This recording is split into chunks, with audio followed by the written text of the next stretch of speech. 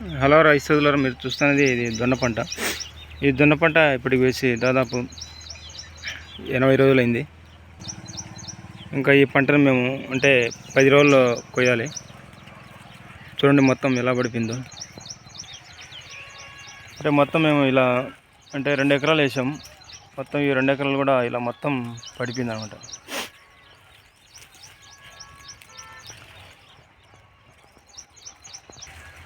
ఇక్కడ చూడండి, ఇది వేరే చోట అనమాట. మొత్తం ఇలానే పడిపోయింది. ఇక్కడ చూడండి మొత్తం ఇది మొత్తం లాస్ట్ వరకు మొత్తం పడిపోయింది. ఇది చూడండి మొత్తం లాస్ట్ వరకు, అంటే ఇది స్టార్టింగ్ నుంచి ఇందాక తీసా కదా, ఆ స్టార్టింగ్ నుంచి మొత్తం ఈ కయ్య లాస్ట్ వరకు పడిపోయింది. ఇప్పుడు చూడండి క్లారిటీగా ఉంటుంది. ఫస్ట్ నుంచి మొత్తం లాస్ట్ వరకు చూడండి మొత్తం పడిపోయింది.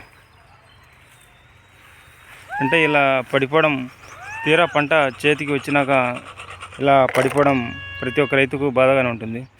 ఎందుకంటే అహర్నిశలు 6 కాలం పంట పండించిన వాళ్ళకు తెలుస్తుంది ఈ బాధ. ఇక్కడ చూడండి, ఇక్కడ కూడా మొత్తం లాస్ట్ వరకు పడిపోయింది అనమాట. అంటే ఫస్ట్ పడిపోయినప్పుడు మేము ఈ కట్టలు ఇలా కట్టానమాట.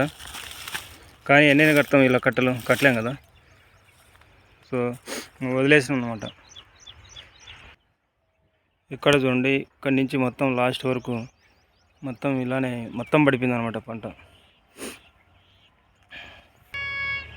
మరి ఇది ఎందుకో ఇలా పడిపోయిందో అర్థం కావట్లేదు. అంటే కర్ర అనేది తేలికైందా, లేకపోతే ఇంకేమైనా అంటే కంకి అనేది బరువు ఎక్కిందా? ఇలా పడిపోవడం వలన అంటే రైతులకు ఈ కూలి ఖర్చులు అనేవి ఎక్కువ అవుతాయి. ఎందుకంటే ఈ పడిపోయిన దాన్ని ప్రతి ఒక్కటి ఇంకా తీసుకొని కోయడం వల్ల లేట్ అవుతుంది. కాబట్టి ఈ నిర్వహణ కూలీ ఖర్చులు అనేది ఎక్కువ అయిపోతాయి అన్నమాట.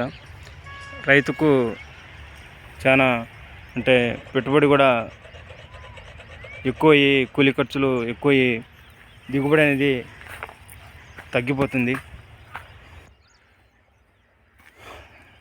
ఇక నా వీడియో మీకు నచ్చినట్లయితే ప్లీజ్ లైక్ చేయండి అండ్ షేర్ చేయండి, సబ్స్క్రైబ్ చేసుకోండి.